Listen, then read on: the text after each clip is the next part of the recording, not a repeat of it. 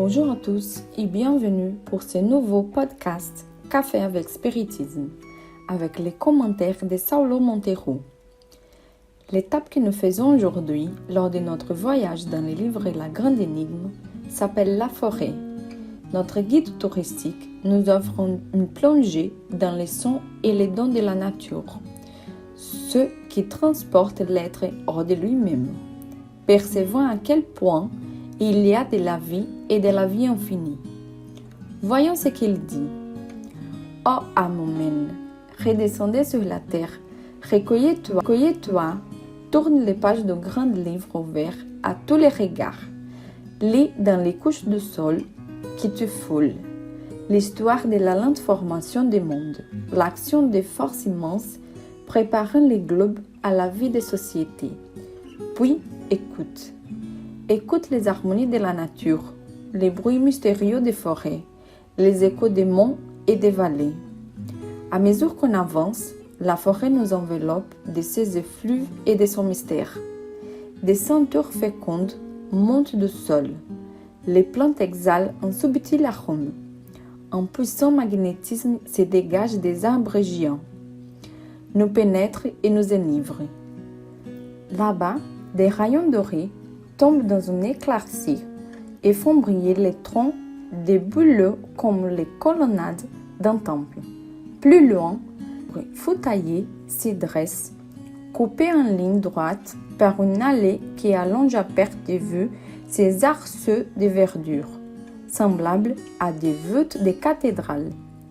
De toutes parts s'ouvrent des retraites pleines d'ombre et de silence, des sollicitudes profondes qui inspirent une sorte d'émoi. La diversité végétale, animale, les types de sols et de roches ne minimisent en rien l'harmonie de la collectivité. Dieu procède ainsi, de nombreuses variétés, mais toutes avec la même finalité, en harmonie avec les plus grands objectifs de la création, qui est le progrès, la croissance et le bonheur. Il n'existe pas réellement les bons et les mauvais. Il y a de la place pour de multiples couleurs, façons et tendances. Nous sommes plusieurs en un seul. Toujours en nous promenant dans cette forêt avec Léon Denis, nous voyons un paysage tranquille. L'eau courante et babillarde est un symbole de notre vie, qui surgit des profondeurs obscures du passé et fuit, sans jamais s'arrêter, vers l'océan des destinées, où Dieu l'a conduit par des tâches toujours plus hautes, toujours nouvelles. Petite source, petit ruisseau, amis des philosophes et des penseurs, vous ne parlez de l'autre rive, vers laquelle je m'achemine à chaque seconde. Et vous me rappelez que tout, autour de nous, est le son, enseignement pour qui sait voir, écouter, comprendre le langage d'un être et des choses, comme écrit l'auteur. Pensez à cette analogie parfaite entre notre vie et l'eux. Nous nous infiltrons en plusieurs lieux et de chacun nous amenons avec nous les impressions plus ou moins calmes ou voluptueuses. À chaque scénario par où nous passons, nous aussi nous laissons des marques. Nous créons des blessures chez les gens. Nous nourrissons des sentiments, nous grandissons et nous aidons les autres à grandir.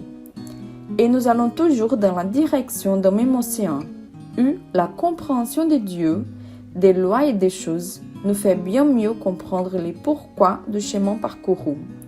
Mais il est essentiel de savoir que bien que l'eau de la vie soit trouble, elle a une raison d'être et va s'éclaircir avec le temps.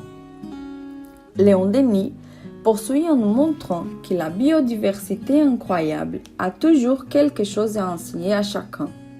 Il suffit que nous ayons les yeux pour voir. Aux tumultueux, aux agités, elle offre ses retraites propices à la réflexion. Aux impatients, avides de joie, elle dit que rien n'est durable qui n'a pris la peine et le temps de germir, de sortir de l'ombre et de monter vers le ciel. Aux violents, aux impulsifs, elle oppose la vue de sa lente évolution. Elle verse le calme aux âmes enfiévrées. Sympathique ou joie, compatissantes de leur humaine, elles pensent les cœurs meurtris, consolent, reposent, communiquent à toutes les forces obscures les énergies cachées dans son séant. Et quelle analogie, quelle leçon en toutes choses!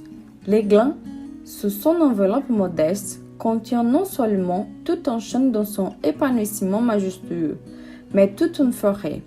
La graine, plus minuscule encore, renferme en son coquet berceau toute la fleur avec sa grâce, ses couleurs, ses parfums.